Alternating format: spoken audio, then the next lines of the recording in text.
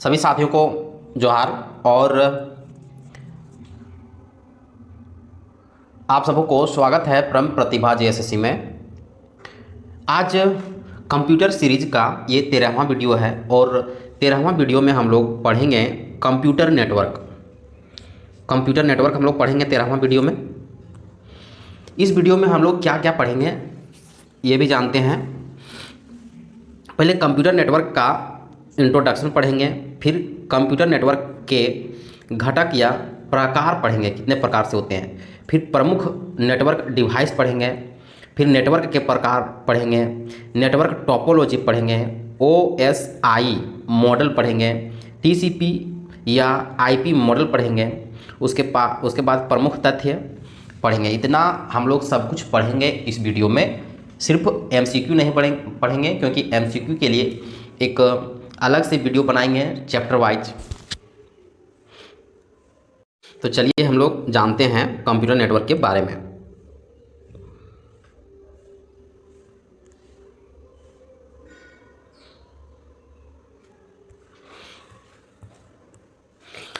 जब किन्हीं दो या दो से अधिक कंप्यूटर डिवाइस को सूचना प्रदान करने के लिए आपस में जोड़ा जाता है तो उसे कंप्यूटर नेटवर्क कहते हैं। जैसे यहाँ देख रहे होंगे 3 कंप्यूटर ऑपरेटर्स हैं। आपस में किन्हीं भी डिवाइस को वायर या वायरलेस माध्यम से जोड़ना नेटवर्किंग कहलाता है। नेटवर्क के माध्यम से रिसोर्सेस को शेयर किया जाता है। रिसोर्सेस मतलब जो भी जिस पर काम चल रहा है, इसके द्वारा दो कंप्यूटर के मध्य अधिक तेज गति से डाटा इन्फॉर्मेशन का आदान प्रदान किया जा सकता है। ARPANET जो है, ARPANET विश्व का प्रथम कंप्यूटर नेटवर्क है। ये VVI है। ARPANET जो है वह विश्व का प्रथम कंप्यूटर नेटवर्क है। कंप्यूटर नेटवर्क में डाटा संचार एनालॉग या डिजिटल सिग्नल्स में होता है। यहाँ तक समझ गए। अब आगे हम लोग देखते हैं नेटवर्क के घटक। हम लोग देखेंगे नेटवर्क के घटक जो है कुल 5 तरह के होते हैं, जैसे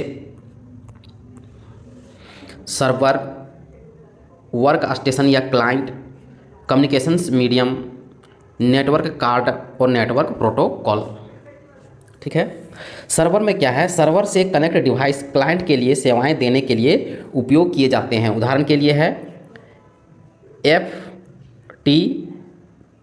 FTP, वेब सर्वर और एप्लीकेशन सर्वर्स। वर्क स्टेशंस या क्लाइंट जो है सर्वर से नेटवर्क के माध्यम से जुड़ा कंप्यूटर होता है जो वांछित जानकारियों के लिए नेटवर्क सर्वर के रिसोर्स प्रयोग करता है। उदाहरण के लिए पर्सनल कंप्यूटर। संचार माध्यम, कंप्यूटर नेटवर्क क्लाइंट और सर्वर के मध्य संदेश पहुंचाने के लिए जिन उपकरणों का उपयोग किया जाता है उन्हें संचार माध्यम कहते हैं, जैसे cable, fibre optics, satellite. Network card, computer network को जोड़ने के लिए इसका उपयोग किया जाता है। किसका? कंप्यूटर नेटवर्क कार्ड का।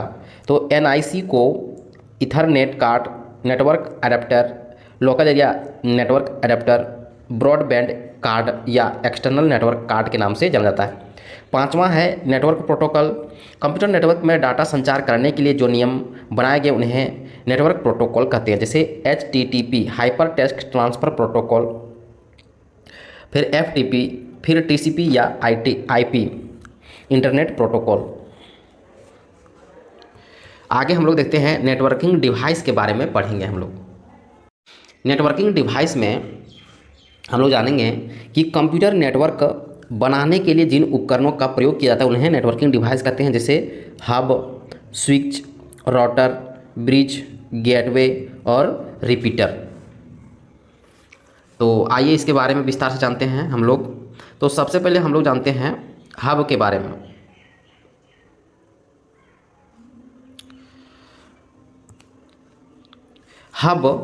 हब जो है दो या दो से अधिक कंप्यूटर तथा नेटवर्क को आपस में जोड़ने के लिए इसका प्रयोग किया जाता है। सेंट्रलाइज्ड डिवाइस के नाम से भी जाना जाता है। नेटवर्क के आकार को बढ़ाने के लिए हब का उपयोग किया जाता है। हब में कई सारे पोर्ट्स होते हैं या किसी भी एक पोर्ट्स से आने वाले डाटा पैकेट्स को अन्य सभी पोर्ट्स में भेज देता है। यह रिसीविंग कंप्यूटर पर निर्भर करता है कि वह पैकेट उसके लिए है या नहीं। हब को डम्ब डिवाइस या नॉन इंटेलिजेंट डिवाइस भी कहा जाता है। अब हब के प्रकार हम लोग देखेंगे, जैसे passive hub, active hub, intelligent hub और स्विचिंग हब। तो आइए हम लोग जानते हैं पैसिव हब। पैसिव मतलब निष्क्रिय हब। वे हब जो डाटा ट्रांसफ़र के लिए बिना किसी प्रोसेसिंग के केवल मार्ग प्रदान करता है, उन्हें निष्क्रिय हब। सक्रिय हब में वे हब जो डाटा ट्रांसफ़र के लिए प्रोसेसिंग कार्य की क्षमता रखता है, उसे सक्रिय हब। इंटेलिजेंट हब वह हब डाटा ट्रांसफ़र के दौरान अतिरिक्त डाटा को गाइड भी करता है। और स्विचिंग हब वह हब जो डाटा पैकेटिंग पर अंकित एड्रेस को पहचान कर सभी पैकेट को सही मार्ग प्रदान करता है। दूसरा जो है कंप्यूटर नेटवर्क के डिवाइस का प्रकार है, वह है स्विच।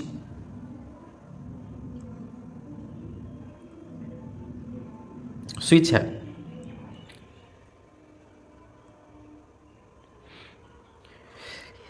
यह भी हब की तरह सेंट्रलाइज्ड डिवाइस है। इसमें हब की कमियों को दूर किया जाता है। हब की तरह डाटा को पूरे नेटवर्क में नहीं भेजता है, बल्कि पहले चेक करता है कौन से सिस्टम या पोर्ट्स को यह डाटा भेजा जाए। स्विच को इंटेलिजेंट डिवाइस भी कहा जाता है। स्विच के द्वारा डाटा ट्रैफिक को कम किया जाता है। तीसरा जो नेटवर्क का प्रकार है, नेटवर्क डिवाइस है, वह है राउटर। आप लोग देख रहे होंगे। नेटवर्क जितना डाटा ट्रांसफ़र किया जाता है वह पैकेट के माध्यम से भेजा जाता है। राउटर पैकेट की जांच करता है, केवल उपयोगी पैकेट को नेटवर्क में भेजता है। यह पैकेट को तेज़ी से पहुंचाने के लिए और निर्देश करने के लिए सबसे अच्छे मार्ग का चयन करते हैं। मोर इंटेलिजेंस डिवाइस कहा जाता है। OSI मॉडल की नेटवर्क लेयर पर लगाया जाता है। OSI ये इंपॉर्टेंट यहाँ हो गया। OSI मॉडल की नेटवर्क लेयर पर लगाया जाता है। राउटर का हम लोग मॉडल रखेंगे OSI मॉडल। आगे है चौथा जो डिवाइस का प्रकार है, वह है ब्रिज जो है, ब्रिज के द्वारा दो समान नेटवर्कों को जोड़ा जाता है। जैसे यह नेटवर्क 1 है, नेटवर्क 2 है, जो समान प्रोटोकॉल का उपयोग करते हैं। ठीक है, यह प्रत्येक डाटा की जांच उसी नेटवर्क को भेजता है जिसके लिए डाटा बना हुआ। डाटा ट्रांसफ़र के साथ साथ डाटा फिल्टरिंग का कार्य भी करता है। पांचवा जो है वह गेटवे है। यहाँ देख रहे होंगे गेटवे, यहाँ भी 3 है, यहाँ भी 3 है। दो समान नेटवर्कों को जोड़ा जाता है जो अलग अलग प्रोटोकॉल का उपयोग करते हैं। इसका उपयोग एक प्रोटोकॉल से दूसरे प्रोटोकॉल में बदलने के लिए किया जाता है। प्रोटोकॉल कन्वर्टर के नाम से भी जाना जाता है। यह OSI मॉडल के सभी 7 लेवलों पर उपस्थित है। इसका भी मॉडल जो है वह OSI मॉडल है। अंतिम जो है छठा नेटवर्किंग डिवाइस जो है वह है रिपीटर। वीक सिग्नल को स्ट्रॉन्ग सिग्नल में बदलने के लिए रिपीटर का प्रयोग किया जाता है। डाटा ट्रांसफ़र करने से पहले सिग्नल को रीजनरेट करता है। नेटवर्क में जितना अधिक रिपीटर का उपयोग होगा उसका सिग्नल स्ट्रेंथ उतना ही अधिक होगा। OSI मॉडल के फिजिकल लेयर या फर्स्ट लेयर में उपस्थित होता है। ये भी है OSI मॉडल पर, लेकिन ये पहला लेयर है। ठीक है, और ये था। इसके बाद 7वां में दिया है मॉडेम तो हम लोग सभी जानते ही होंगे। मॉडेम का पूरा नाम है MO मतलब मॉड्यूलेटर और DEM मतलब डीमॉड्यूलेटर। ठीक है, मॉडेम के माध्यम से जब डिजिटल सिग्नल्स को एनालॉग सिग्नल्स में परिवर्तित किया जाता है तो मॉड्यूलेशन कहा जाता है। जब किसी को एनालॉग सिग्नल को डिजिटल सिग्नल में चेंज किया जाता है तो इसे डीमॉड्यूलेशन कहते हैं। अब हम लोग आगे देखेंगे नेटवर्क टोपोलॉजी। कंप्यूटर को आपस में जोड़ने के तरीके को नेटवर्क टोपोलॉजी कहा जाता है। इसका 5 प्रकार है नेटवर्क टोपोलॉजी का। पहला प्रकार है बस टोपोलॉजी, दूसरा रिंग टोपोलॉजी, बस आकार जो होगा, दूसरा है रिंग टोपोलॉजी, तीसरा है स्टार टोपोलॉजी, और चौथा है ट्री टोपोलॉजी, और पांचवा है मैश टोपोलॉजी। तो आइए हम लोग देखते हैं बस टोपोलॉजी।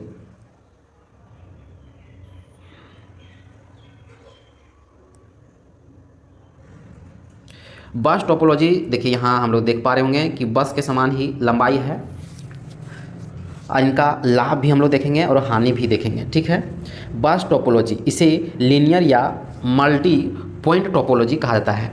इसे लीनियर या मल्टी पॉइंट टोपोलॉजी कहा जाता है। बस टोपोलॉजी में नेटवर्क की सभी डिवाइस एक ही केबल से जुड़ी होती है, जैसे हम लोग देख रहे होंगे यहाँ।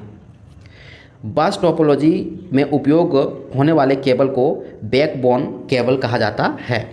इसमें इंफॉर्मेशंस डिवाइसेस डेस्टिनेशंस एड्रेस के आधार पर होता है। इंफॉर्मेशन डिवाइसेस जो लगा है वह डेस्टिनेशन एड्रेस के आधार पर भेजी जाती है। डेस्टिनेशन एड्रेस मैच ना होने पर, यदि मैच नहीं होता है तो बाकी का डाटा टर्मिनेट हो जाता है, समाप्त हो जाता है। जैसे लैन लोकल एरिया नेटवर्क जो है वह बस टोपोलॉजी का उपयोग करता है। इसका एडवांटेज क्या है, इसका लाभ क्या है बस टोपोलॉजी का? मतलब इस सिंगल वायर में जो है वह जो है मल्टी पॉइंट्स लगे होते हैं। ठीक है, तो इसका लाभ क्या है? इसकी लागत जो है अधिक नहीं होती है, कम होती है। ठीक है, इसमें कंप्यूटर नोट्स को जोड़ना और हटाना आसान होता है। देखिए यहाँ जो है नोट्स है, यहाँ नोट्स है, यहाँ नोट्स है, यहाँ नोट्स, यहाँ यहाँ यहाँ। ठीक है, इसको जोड़ना हटाना, ये किसी कंप्यूटर के ख़राब होने पर संपूर्ण नेटवर्क प्रभावित नहीं होता है। मान लीजिए यहाँ का कंप्यूटर ख़राब हो गया तो इधर से जब नेटवर्क आ रहा है तो इस कंप्यूटर में भी आ जाएगा।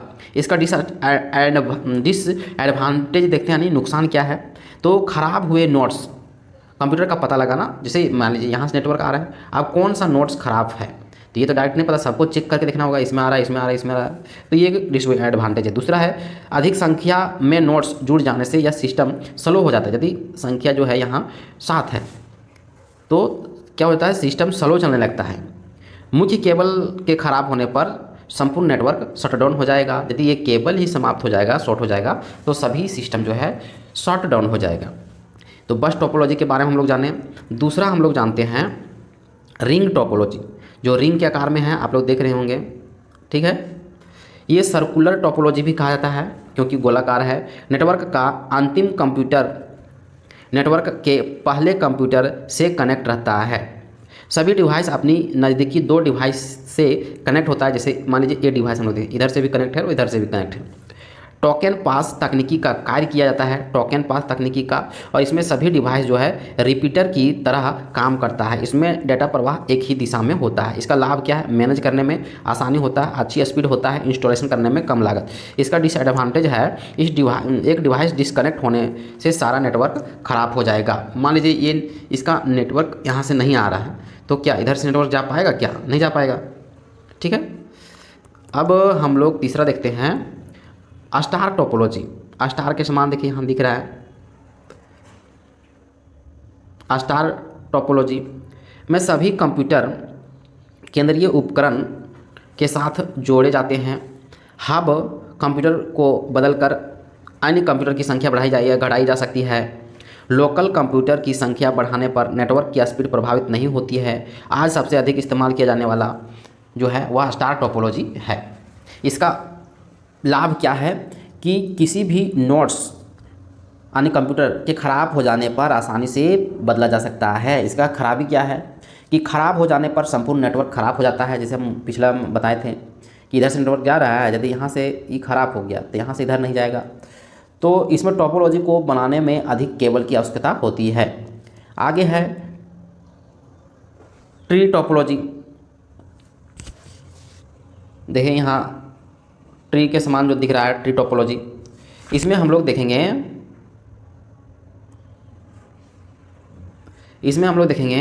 कि इसका निर्माण जो बस और रिंग टोपोलॉजी का इस्तेमाल करके किया जाता है। इसमें स्विच को एक ही केबल में जोड़ा जाता है। सामान्यतः ट्विस्टेड पेयर केबल का उपयोग किया जाता है। नोड्स को जोड़ने में कठिनाई इसलिए होती है कि टोपोलॉजी का प्रयोग कम किया जाता है। इसका लाभ क्या है? तो नेटवर्क के विस्तार में आसानी और फ्लट डिवाइस को फॉल्ट डिवाइस को खोजने में आसानी। इसका नुकसान क्या है? केबल खराब होने पर संपूर्ण नेटवर्क खराब हो जाता है, इंस्टॉल करने में कठिनाई और अन्य टोपोलॉजी की तुलना में महंगी होता है। पांचवा जो है मैश टोपोलॉजी।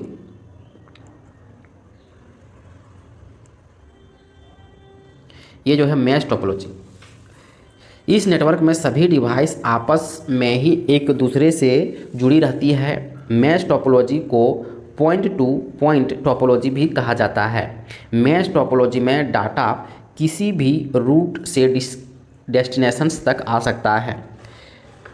मैश टोपोलॉजी में डेटा फ्लो किसी भी दिशा में हो सकता है। अधिक दूरी नेटवर्क के लिए सबसे उपयुक्त टोपोलॉजी है। जिन जगहों पर नेटवर्क फ्रीक्वेंसी ब्रेक होता रहता है वहाँ मैश टोपोलॉजी का उपयोग किया जाता है। इसका एडवांटेज क्या है कि फॉल्ट डिवाइस को खोजने में आसानी और सिक्योरिटी एंड प्रिवेसी की अधिकता। अन्य टोपोलॉजी की तुलना में महंगी होता है, इंस्टॉल करने में कठिनाई होता है। अब हम लोग नेटवर्क टोपोलॉजी पढ़ लिए, अब हम लोग जानेंगे नेटवर्क के प्रकार। नेटवर्क के प्रकार जो है वह 3 प्रकार है। जैसे LAN local area network, WAN wide area network, MAN metropolitan area network. ठीक है, तो LAN लोकल एरिया नेटवर्क का उदाहरण है वाईफाई। यह है लोकल एरिया नेटवर्क। जैसे हम लोग मोबाइल से वाईफाई देते हैं किसी को, तो कितना दूरी तक दे सकते हैं? सीमित होता है दूरी। ठीक है, एक होता है वाइड एरिया नेटवर्क, इसका उदाहरण है इंटरनेट। और MAN का उदाहरण है, जैसे ये थोड़ा अधिक दूरी तक और स्पीड भी देता है। तो चलिए हम लोग यहाँ देखते हैं LAN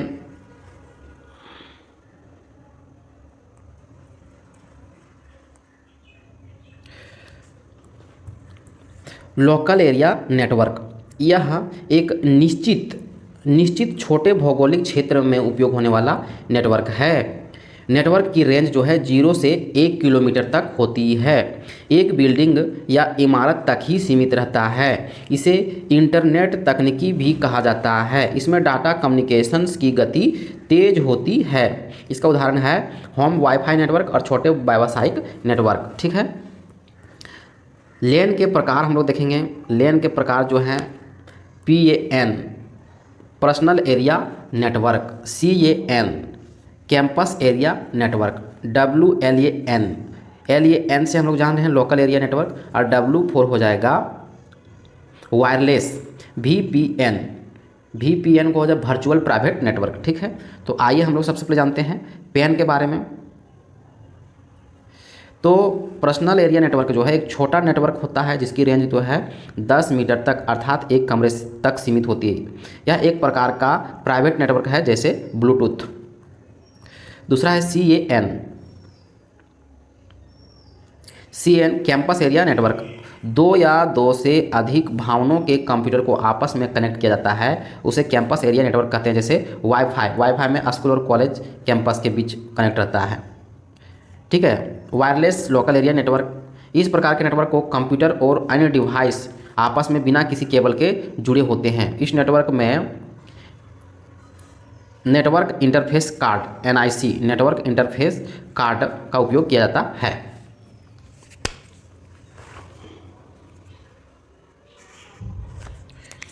अब आगे देखते हैं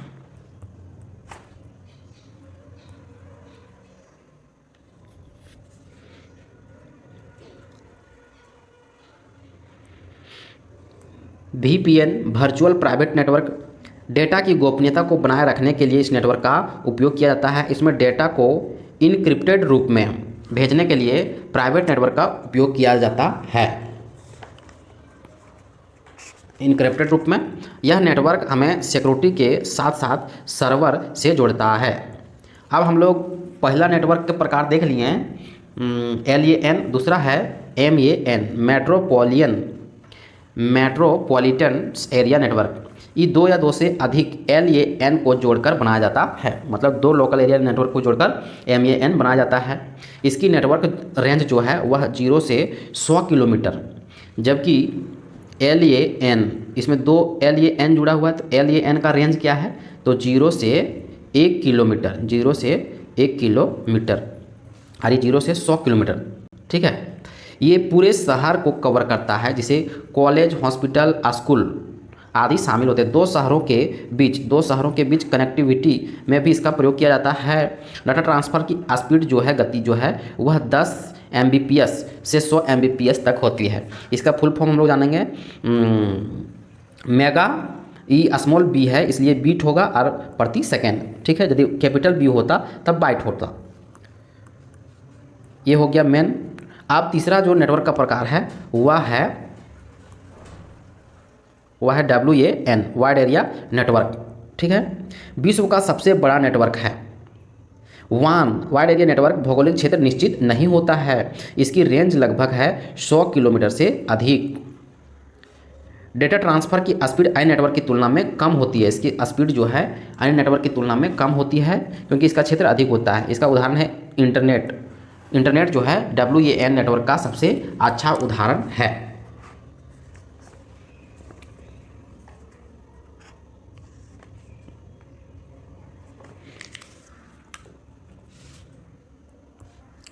अब हम लोग पढ़ेंगे ओपन सिस्टम इंस्ट्रक्शंस यानी OSI मॉडल। OSI मॉडल का विकास 1980 में किया गया था। इसका श्रेय जो है ISO international organisations of standardisations USA को दिया जाता है। नेटवर्क किस तरह कार्य करता है उसे समझने के लिए OSI मॉडल तैयार किया गया है। तो ओपन सिस्टम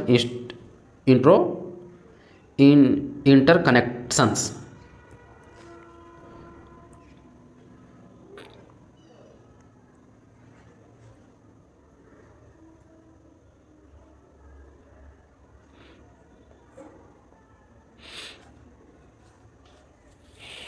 जैसे इसमें लेयर जो है वह 7 लेयर है। OSI इसका मतलब है वन सिस्टम इंटर कनेक्शंस। इसमें 7 लेयर है। यहाँ से आप लोग देख सकते हैं लेयर की संख्या जो है 7 है। तो फर्स्ट लेयर को फिजिकल लेयर कहते हैं।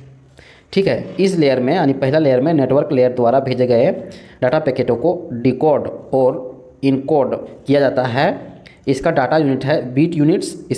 इसका संबंधित डिवाइस है हब, रिपीटर, मॉडेम, केबल, और संबंधित प्रोटोकॉल है ISDN, USB और वाईफाई।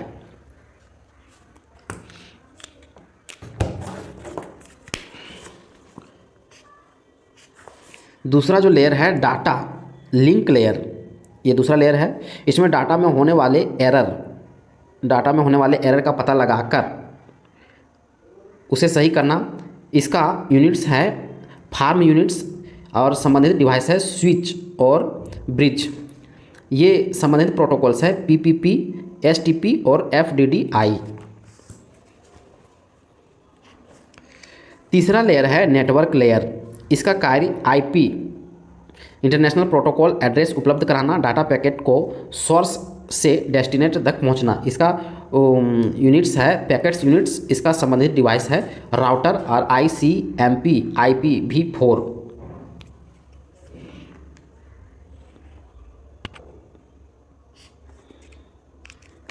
चौथा जो लेयर है वह ट्रांसपोर्ट लेयर। इसके द्वारा एक कंप्यूटर से दूसरे कंप्यूटर नेटवर्क में डाटा ट्रांसफ़र किया जाता है। ठीक है, इसका यूनिट्स है सीक्वेंस यूनिट्स और इसका संबंधित डिवाइस है फायरवॉल। संबंधित प्रोटोकॉल है TCP और UDP। पांचवा लेयर है सेशंस लेयर्स। इसमें यूजर का आइडेंटिफिकेशंस किया जाता है। इसमें यूजर लॉगिन और लॉग आउट की जानकारी होती है। इसका यूनिट्स है मैसेज डाटा या इसका संबंधित डिवाइस है गेटवे और प्रोटोकॉल है ZIP और NFS।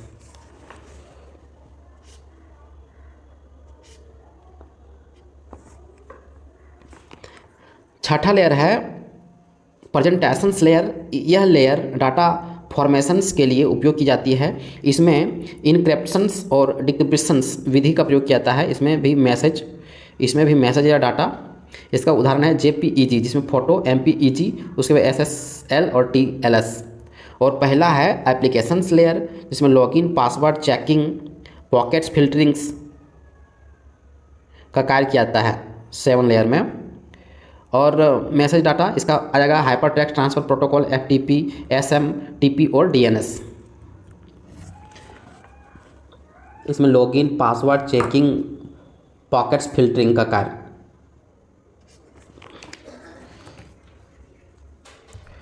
अब विशेष हम लोग देखेंगे विशेष क्या है। विशेष है कि फिजिकल लेयर OSI मॉडल की सबसे पहली व निचली लेयर है। फिजिकल लेयर जो है OSI मॉडल की सबसे पहली व निचली लेयर है। तो हम लोग अभी पढ़ लिए थे फिजिकल लेयर जो 1 नंबर में था। उसके बाद है एप्लीकेशंस लेयर जो OSI मॉडल की सबसे ऊपरी व आखिरी लेयर है। एप्लीकेशन लेयर सबसे ऊपरी या आखिरी लेयर है।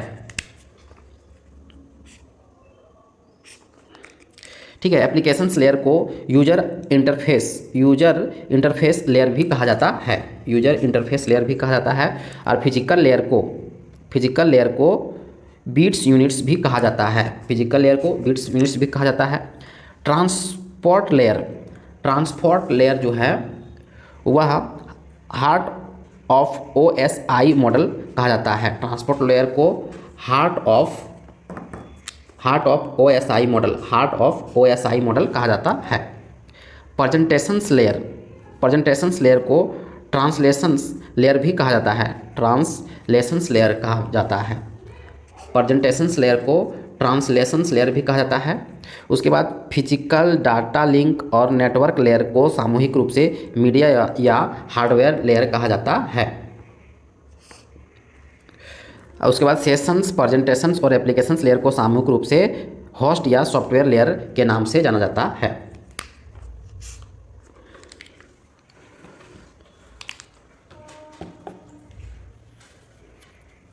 यहाँ हम लोग समझ सकते हैं, इधर देखिए एप्लीकेशंस लेयर, प्रेजेंटेशंस लेयर और सेशंस लेयर को हम लोग सॉफ्ट या होस्ट लेयर के नाम से जाना जाता है। और ट्रांसपोर्ट लेयर को हार्ट ऑफ OSI कहा जाता है। Network layer, data link layer और फिजिकल लेयर को हार्डवेयर या मीडिया लेयर कहा जाता है। अब हम लोग इंटरनेशनल प्रोटोकॉल के बारे में पढ़ेंगे।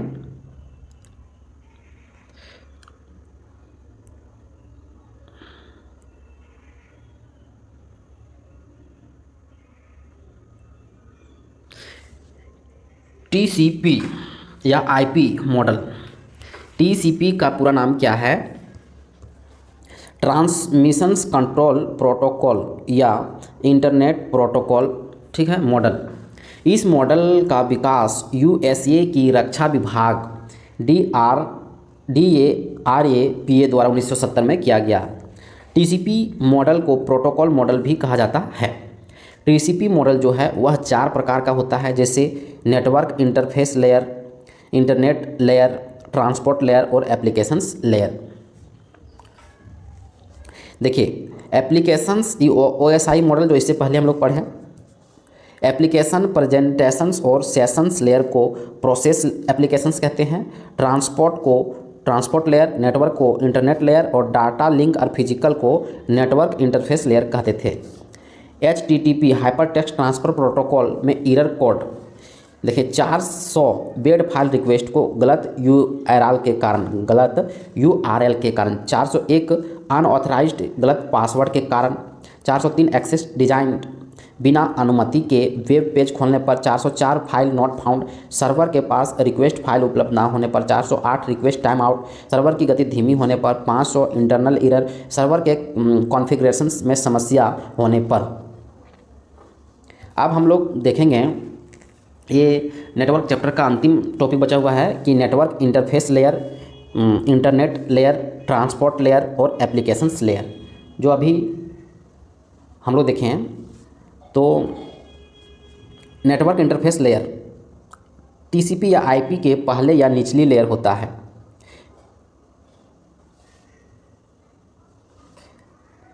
इस लेयर में नेटवर्क एक्सेस लेयर और लिंक लेयर भी कहा जाता है इसको है।